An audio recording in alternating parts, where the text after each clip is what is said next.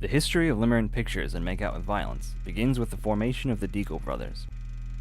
The Deagles were originally formed as an otherwise anonymous group art collective dedicated to making movies.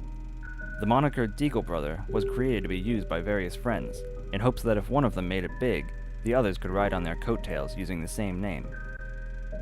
The Deagles are currently Andy Dunsing and Chris Doyle, two high school friends from Hendersonville, Tennessee. They originally formed the group in high school with Dunsing's childhood friend Eric Lenning. All three had met in an art class and decided that they'd like to start working on new projects together. Do what you've come to do with me, or leave! Your presence is agony! The first collaboration that Chris Doyle and I had together was the video of Macbeth. Over the past 10 years, the group has been involved in numerous short films and videos, consistently featuring a usual cast of characters from their hometown of Hendersonville. Later on in high school, I had kind of worked with them on some projects. I'd acted with them in a couple of projects. Cody and Chris, I believe, were working on a video project for an English class. Chris Doyle convinced me that it was very, very important for my character to cut off all of her hair. I knew the guys that made the movie since I was a little kid. The first serious thing I ever did for Andy Dunsing and Chris Doyle was for a short movie called Robot Movie. Ended up playing this evil robot character in the robot movie. Well, the Deagle brothers was, I guess, kind of a brothers in bond. The stuff we make together is interesting in a way that the stuff we make alone is not. It's really just a name that we gave this idea that we all are entertained by. I guess I wasn't as serious about it once we really got going as I kind of imagined I would have been, which is like probably a clue as to how I would react to actually working on a movie. Eventually, Lenning would be asked to leave the group due to various personal indiscretions that would come to define the making of their first foray into the feature film category.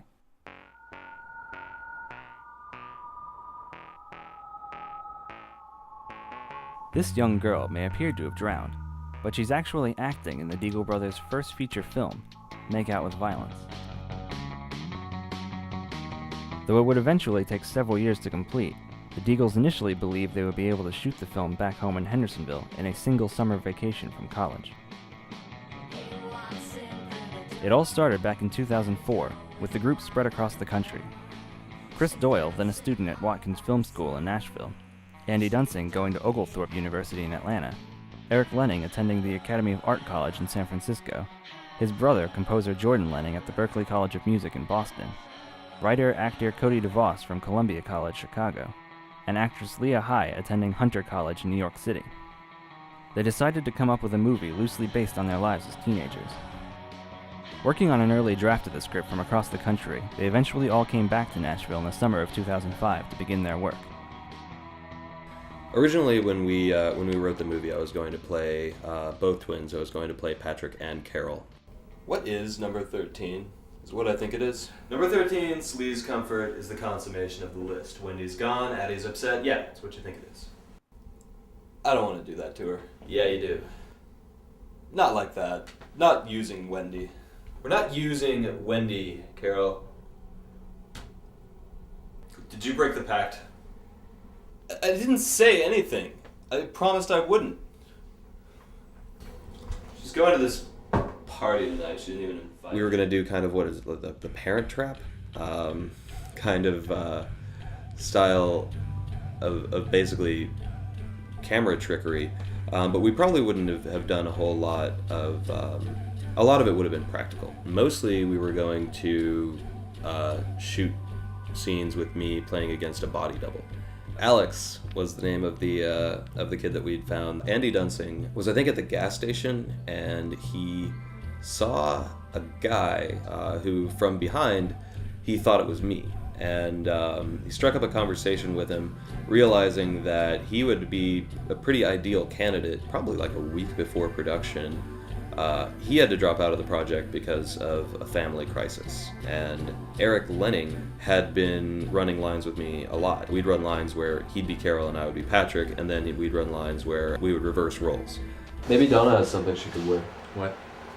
Maybe Donna has something that she could wear. I can't hear you. Turn off the blow dryer. When I told Chris about the stand-in dropping out, and he said, well, we've got to shut the thing down, I just kind of thought for a minute, and I thought, well, I'm pretty sure I know how to do Patrick. Eric Lenning was originally supposed to play Rhodey. And I just said, well, why don't I just play Patrick, and Andy can play Rhodey? And Andy said, no, Jordan should play Rhodey. And Eric was going to be spending most of his time behind camera as a third director. As the shooting process went on, it became really clear that Eric was playing the main character, and he was really going to need to focus his full attention on his performance. I still didn't really know what I was doing at all, so Brad Bartlett, the editor, he kind of decided who Patrick was by trying to just figure out which of the takes worked together the best. I think working with friends and family made it, in some degrees, easier to do some things. Everybody's super green. Nobody knows what they're doing. And it was like we knew everybody. We were friends with everybody that was doing something in the movie. So it wasn't like nervous or like, oh, I don't know. I didn't feel like an actor, I guess. Jordan, as an actor, is savvy to how people see him naturally, and I think that for a long time he's been aware that people kind of see him as a clown, so I feel like Rhodey is just Jordan being an aloof clown. Because he's not in the movie so much, if I'm going to do this, you kind of have to let me not have to say things I actually wouldn't say. And Rhodey is like, I was just going to do things how I would have done them if I was in his position, which I guess is like a really lame definition of acting. As the Deagle brothers were working on it, they would periodically send me copies of different parts of the script or different versions. Leah is one of my oldest friends. He and I started school together in the 5th grade. It was fun working with him because we just have such a history together. We were good friends in high school too and had a lot of shenanigans. Addie was written for Leah. It was weird. It was weird because there were some autobiographical elements in it. I, in so many ways, was playing myself and could just channel, okay, how did I feel this many years ago, or how do I respond to that? Yeah, I know that feeling. Sometimes I catch myself wondering if she's gonna come visit me at work or something.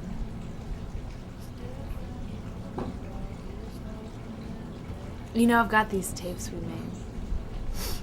Yeah? Yeah, she and I used to record everybody hanging out, and then we'd try to imitate their voices. I think there were a lot of similarities, and then the differences came through. I think that I'm maybe a little more goofy than Addie is sometimes. Let's get awesome. Adelaide Everly. Keep getting better, don't they, Leah? And it's on camera, too. Oh, and it's in the air, too. Alright, whenever you're ready, Leah. I have this memory of sitting out on Eric Lenning's mom's back porch towards the beginning of the summer and just running that scene over and over and over again. We did a lot of rehearsing, and one of the scenes in the movie that we rehearsed more, maybe more than any other scene, was the dock scene. At one point, I had eaten some pizza and some sauce on that pizza that didn't agree too well. The dock was kind of rocking a little bit. Leah was puking into the water, and then we would run the scene with the kiss. So it was lucky that we were by the lake so I could just lean over and... But it was really gross because you could actually see like the oil on the surface from the garlic butter. I feel really comfortable with Cody, and so in times that be frustrated with a scene or something, it's just like, oh, okay, we can muscle through this together. With a very limited budget, they began looking for actors. Having already cast family and friends, they began to hold casting calls in search of more people willing to act without pay, and even found a few they liked and eventually used in the movie. I was Beetle, who is the little brother. And in real life, I'm just a regular person who likes to play sports and play video games. Brett, more so than any other actor, got back in my face and really seemed dedicated to showing that like he wasn't afraid of me, and it was a very real kind of little brother reaction. You helped them roll Rhodey's house? No, I didn't! No, I didn't! I didn't break the pact. Shut up, Beetle, crybaby. While you're at it, tell your dogs to shut up too. Wendy doesn't need you, Patrick. She's not even your girlfriend. She's Brian's. I remember Cody coming and smacking toilet paper out of my hands. What is this? I was an actor before, not so much afterwards. It was probably about 9 years old when we first started shooting the movie, and any kind of film set is there's going to be a lot of downtime. It seemed like a bunch of people messing around with a camera, trying to do something fun for a weekend, which turned out to be 5 years. You know, it's a good thing he was really good at ADR. Redoing all of the lines that I already did was kind of annoying and time-consuming just because my voice had changed. He was bored, you know, a lot of the time. He was having a horrible time. Good people, not so good filmmakers. Andy set up a shot for him, and he ran the rehearsal. And then he went and found his mother and said, "All right, I'm done." And she was like, "Are you sure?" And I was like, "Yeah." And she's like, "I don't know, I think I should go ask." And I was like, no, let's just go. And she drove him home, and we were like, "All right, we're ready for the take." And I called his mother. I said, "Paula, is Brett with you?" And she said, "Yeah." I said, "Well, we're not done with him." And she was like, "Coming back." Just really obvious that he would rather be about anywhere else. You know, Shelley Shartzer, who played Wendy, spent a lot of time with him, and he made some friends and he had some fun. Shelley was just the one who would just wasn't afraid to be a kid and stop with the movie and come mess around. The trunk of her car was filled with weapons. She had like ninja sais and swords and ninja stars. One of the days she gave me a throwing star after the day was over, and we went out and threw it into a tree. I was in the living room and Shelley found a BB gun. She shot me with it. My name is Shelley, and I was a grip and a zombie. Shelley was born for this role. Well, she was just very hardcore. She was not remotely interested in playing a living person, but she was completely dedicated to playing a zombie. When you guys asked me to be a zombie in a movie, I was really excited about it. I was like, heck yeah. I like gore. I grew up around a lot of random dead things, and it just works for me. I don't know how to explain my love of zombies. I just love them. And I got to be one. It was one of my life's goals. I love zombie movies, so I've seen quite a few of them. Romero movies in particular are my favorite, but we wanted to do something a little bit different from that. Inspired by Matthew Barney's Cremaster 3, the Deagle brothers attempted Wendy's original makeup themselves, using Halloween makeup, facial masks, and lots of baby powder. However, this look was thought inappropriate as Wendy became less and less of a traditional zombie. While searching for coffins for the funeral scene at the Devil's Dungeon haunted house in Nashville, the directors met makeup artist Jesse Baker, who was brought in to take Wendy's look in a different direction. Jesse decided that Wendy's look would be more about color than texture, and he thought it would be interesting to experiment with warmer skin tones for a zombie. They even attempted emulating the more traditional George Romero Dawn of the Dead look. Jesse performed makeup tests on every weekend of June and July 2005. Scheduling made him unable to work on most of the actual production, so when the time came to shoot the zombified Wendy, Jesse trained prop master Zach Dunsing to fill in. This is Jesse's final version of Wendy. A less diseased look would eventually be used in the finished film. This is Shelley's second screen test.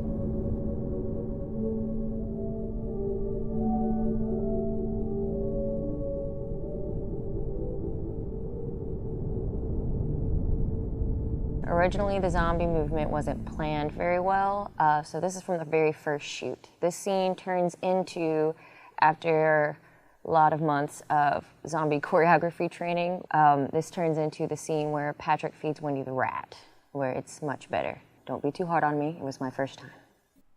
To be frank, I think that the Deagle brothers were having maybe a hard time directing Shelley and finding a specific movement because her character is really unique. She is terrifying, but she also has a really romantic quality. I'm Alexandra, and I did the zombie choreography for Make Out With Violence. Some of my best friends in high school were the Deagle brothers, and they asked me to help them out with the zombie choreography. I guess they did so because I have a background in dance, and I'm also a Pilates teacher and teach dance. The inspiration for the film came pretty much specifically through the Martha Graham technique. What I tried to achieve in directing Shelley was sort of the disassociation of different body parts and moving the body in really unique and sort of unnatural ways. And a lot of it stems from moving the body from the core. So we combined her knowledge of movement with my knowledge of the undead, and together we made Wendy a lot better than in the first shoot. We worked out every week. The bathtub that was used in the bathroom was in her living room, sitting in her living room. So I would come over and we would drink coffee and work out, and then I'd hop in the bathtub and we'd start trying to map out more movements. And we watched a bunch of different movies and looked at artists, and she showed me things that she thought would be interesting, and I showed her bits of video games and things that I thought were interesting. Andy brought me an Egon Schiele book at the library one day to look at for inspiration on how her movements would look on screen. We kind of came to the conclusion that she needed sort of a set personality with her movements, if you will, and that she didn't just move haphazardly. When she would crawl on the floor, that she would always lead with one elbow and sort of lead with an elbow instead of reaching with a hand or crawling. It was a really unique movement. I actually really enjoyed working with Shelley once we found our groove. I think because she brought, for lack of a better term, a more sort of hardcore approach to it. She really likes video games and she really enjoys zombie movies to the max, whereas I really don't. I just wanted to add an element of modern dance, and actually ended up being really nice because she had sort of a rougher edge, whereas I had a softer edge. It became a really nice collaboration, and I think created something really unique for the movie. I prefer to do grip work, and I was very excited during the majority of the first shoot that we did. I got to be a grip, mainly because everybody else left. There started out being a couple more people, then it ended up being myself and Kevin Doyle, and that was about it. And so I actually got to work as a grip, and that was my preference, what I would rather do. But whenever I was actually being a zombie and we got a new DP in, I wasn't really allowed to touch anything because I was the actress. Shelley was often in the crew during my scenes because I didn't really have scenes with her. But I'd see her out of the corner of my eye, being a grip or helping to light or something, and I did that every once in a while too, which was really fun. My favorite was hanging out of a van. I was hanging out holding the boom for a scene, and I felt so cool. Well, this being my first film experience, I only had an idea of what professional meant. So I feel like the Deagles were able to get away with a lot with me. Janet Ivey set up our casting, and one of the actresses that she brought in for us was Tia Shearer. And because she was so good, we thought about giving her the role that Leah High plays.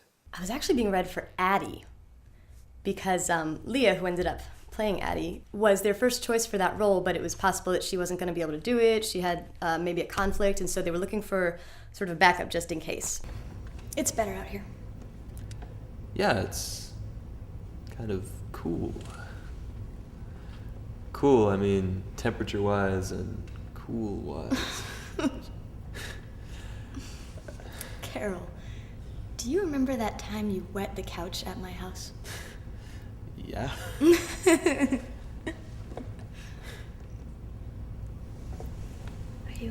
kiss me. We had brought her in just to see what what her chop was, and it was serious. Let's get awesome.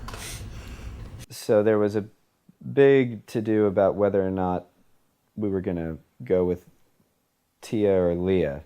There was some debate about it, and we actually did get the guarantee or the assurance that we needed from Leah that she would be able to complete the shoot. The part was really written for Leah, and ultimately it was the right decision. I don't know if originally we thought if she's not going to do Tia, we've got to offer her Anne Horan, but we knew that we didn't want her to just walk away from the project. Another time they brought me back, but they thought maybe instead of Addie, she could be an interesting Anne Horan. He reaches over. Addie, I had no idea what was going on. He reaches over and suddenly we're in the ditch. Okay. You okay? Let's get going, huh? Oh my God! What just happened here? It's like a seizure or something, like epilepsy boy. What's going on? What is the matter with you? You see that guy in the middle of the road? I get out of the car and I'm freaking out about this car that's in this ditch now, and I have no idea why, and he won't tell me. He's giving me nothing. I mean, just mumbling something about what in the woods, or didn't you see that man? And I didn't see anybody. Will you look at the bumper, please, Carol? You mean the fender? Whatever it's called, that part of the car, you know what I mean. It was like broken. Carol, darling, my mom's car is totally screwed. Get back in the car! I mean, I can't believe that he did that to me. I was thinking, Carol, darling, did you become a monster? I mean, it was just sickening. We had written the character of Anne Horan as really just probably just the most annoying character that we could. The Anne Horan as a character is just basically supposed to be somebody who's completely on the outside. Most of the people involved with it have been friends for years, maybe even grew up together. The people writing it, directing it, acting in it, and I felt like the outsider as an actor and a person. That I thought paralleled nicely Anne's feeling. And she brought a lot of qualities, really a lot of sort of warm human qualities to the role that weren't there on the page. I keep sort of an acting journal. That's mostly what I did for Anne Horan. You know, there'd be little sketches of high heels and lipstick and women being posh. Her idol would definitely be Jackie O. And I know very little about Jackie O. So Lauren, our wonderful costume mistress, has a definite admiration for Ms. Jackie O. And she had a few things that I could borrow, like documentaries about her life. Originally, I was told I had a budget, but I guess something happened and I didn't. So I basically last minute had to scramble around and ask all my friends if I could borrow their clothes. So I just basically collected as many clothes as I could. I wanted to make Anne Horan's character look trendier and cuter than Addie's character. In the golf scene, I was directed to basically just make them look as ridiculous as possible. Addie's golf outfit, she pretty much put together. Addie's character wears basically what Leah wears in real life. I had to watch a tape of Leah trying on everything that she owned. The Deagle brothers came over to my apartment one day and I just tried on hundreds of different outfits. Yeah, my favorite outfit from the movie is the emerald green dress that Wendy wore in the dinner scene. Yeah, it was really fun to pick out clothes for Wendy's character, just because I got to pick out really cool dresses made out of really awesome fabric. The guys' clothes were really hard to do because I had to portray different characters, personalities, and menswear is really limited in what you can do. So I had to focus a lot on color and patterns and things like that. I tried to dress Patrick in more fitted clothes, cooler colors, basically just a little bit more well put together. And Carol was just a little bit dorkier. I still tried to dress them similar because they were brothers. It was really difficult working on this movie because it had so many scenes. They had 300 scenes, I think. And it was shot over the course of 2 years. So I think that working with no money, no budget is worth it if you believe in the project. Having assembled a small, dedicated team, production began on August 1st, 2005. The shoot went on for 4 weeks straight, with 12 to 14-hour days nearly every day. But at the end of August, when their money ran out, they still didn't have all the footage they needed. In search of new ways to fund another shoot, the team decided to form a temporary band called Laserman and the Non-Commissioned Officers.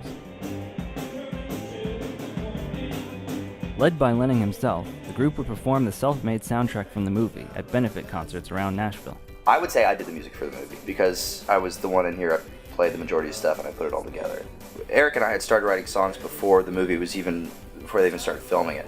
The movie came first. The idea for the movie came, and then we actually started writing the music before we started writing the script. But the band came after the first shoot in order to kind of build awareness about the project. It's Bonnaroo Time 2010, and welcome to the True Music Lounge. They are the eclectic, the explosive, non-commissioned officers! I would come up with melodies and chord progressions, and Eric would almost always write the lyrics. And he would, include things relevant to the story, because he was also writing the script. They originally asked for 60 or something songs.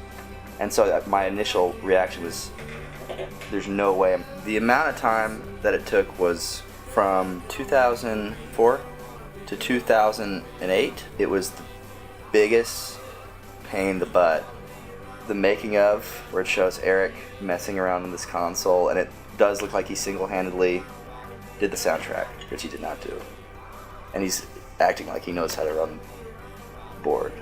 Jordan is the most wonderful person to work with in the studio, and outside of the studio, he's a complete liability in every respect.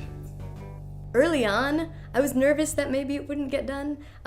As we kept going, and there was a plan, and next summer we were going to film again, and next summer we were going to film again, I thought these guys will do this for years and years. Like, if it takes a decade to make this freaking film, by God, they're going to make this freaking film. How long is this going to take? When the next summer came around, they had worked up enough money from odd jobs and concerts to begin shooting again. Starting in mid-July 2006, they began their second shoot, which lasted for about 3 weeks. When the funds ran out again, they were almost done filming, but still had just a few more scenes to go. If you were going to make a film with your friends, then make sure that you're in for a long haul. It was mighty scary to go a whole year. With some planning and a few more concerts, they were finally ready to finish filming their movie.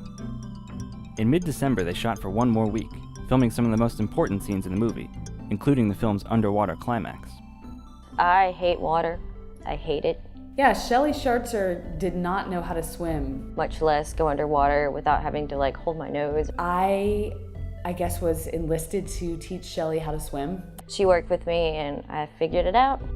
Not realizing they'd signed up for a project that would last several years, the line between personal and professional relationships had blurred, and tensions between the friends grew to a breaking point. Actress Shelley Schartzer and director Chris Doyle would both quit the production before its completion, although both later returned to finish out the film. Finally done with the production side of things, the Deagles began the long, slow process of post-production, spending the next 2 years editing, sound designing, scoring, mixing, color correcting, and ADRing the film. It's been over 5 years since we started making the movie, and we're still working on things like the materials for the DVD. In some areas, there was too many cooks in the kitchen. In other areas, there was 0 cooks in the kitchen, and it was it was craziness, in the very beginning, and then it was aloofness and friendships that seemed pretty invincible when we got started. They just turned out not to be, and a lot of that just comes with 5 years of growing up. It was an interesting sort of petri dish of creative people who had a history together, who were working collectively on these things, who were all, like you said, 18 to 22-year-old somethings, and inevitably emotions got involved, people got involved, drama unfolded. How do you feel about the movie, Shelley? I don't think you want me to tell you on camera to you. It won't be a good thing. It's going to be harder than you think, and it's going to take longer than you think, and it's going to put more of a strain on your friendships than you think it will. It wasn't all roses and rainbows the entire shoot. Hey Eric, how do you feel about the movie? I just want to get it done. And I want you to help me. It would be hard for people to still be really close friends after something like this. You know, your automatic response is to want to be there for each other.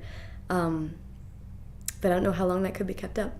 So at the end, it's pretty rough and pretty sad, you know,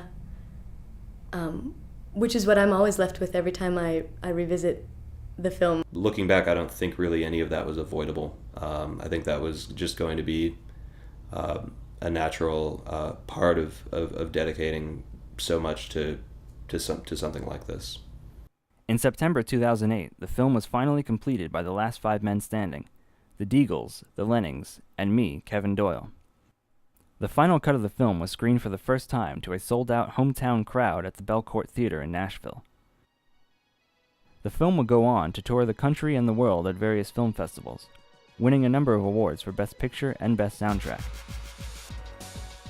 Based on the overwhelmingly positive festival response to the film, the group decided to put aside their differences and reform once more in the fall of 2009 to begin work on a new project starring Leah High and very loosely based on the lives of the Bronte sisters. To date, the new screenplay has not been written. Okay, first I will say, when that bikini was brought to me, I think I turned 8 shades of red.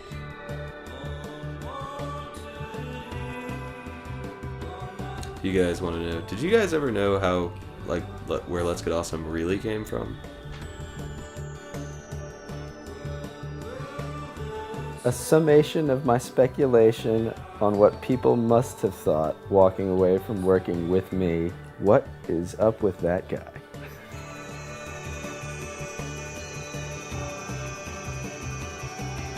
It was fun. It was real, but it wasn't real fun, or, you know.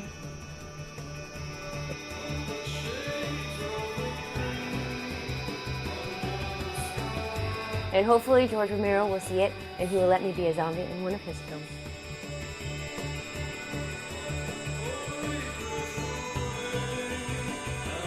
I don't know, it's a trip. It's a trip. And, you know, I'd do it again. Maybe.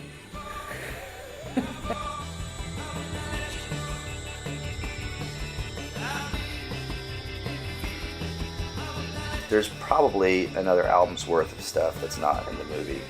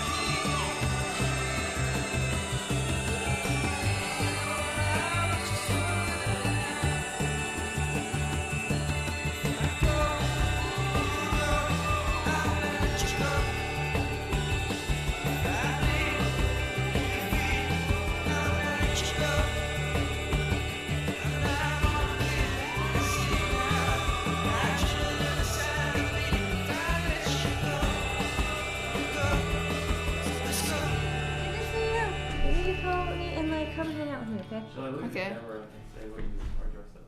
I'm a pirate. Arr. This is Brett Miller. He's my favorite. Okay, I'm going now. Bye. Okay. Bye.